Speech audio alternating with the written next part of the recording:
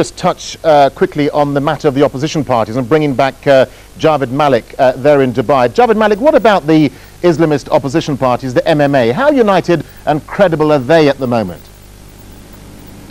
Well, the MMA is a very interesting party because it is, of course, the party that currently, the leader of whose party is currently the leader of the opposition. But the opposition parties, namely the ARD, which comprises of the Pakistan People's Party led by Benazir Bhutto and PMLN led by Nawaz Sharif, both former prime ministers, seem to not be accepting MMA as a political opposition because they accuse MMA of perhaps siding with the government on the case of the 17th Amendment, where they, of course, being members who have abstained from that, thereby legitimizing what they call a military rule.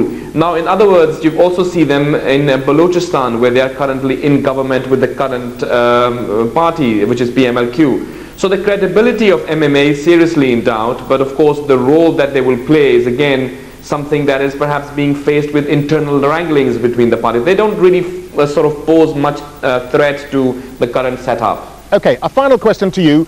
Can Pervez Musharraf survive this judicial crisis, and will the government be toppled, do you think?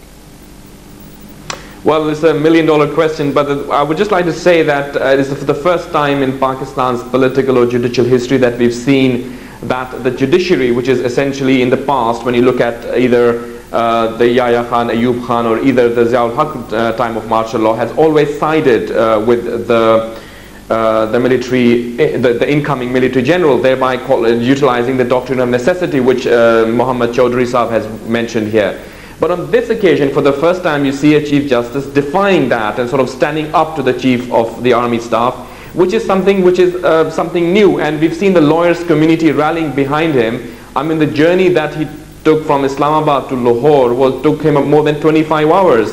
Surely that was because people came out to receive him. And also one very important point here is that when he arrived in Punjab, which is of course Lahore, the capital of Punjab, he was received not only by thousands of lawyers but also 17 sitting High Court judges. Now that does speak volumes about how the legal fraternity is reacting to it. And I will strongly disagree with Sahibzada Qusuri when he says that it is just dust which will settle down. Okay, all right, gentlemen, we have to leave it there. Javed Malik in Dubai, Mohammed Ikram Chowdhury in Islamabad, Sahibzada Ahmad Qusuri in Islamabad. Gentlemen, thank you very much indeed.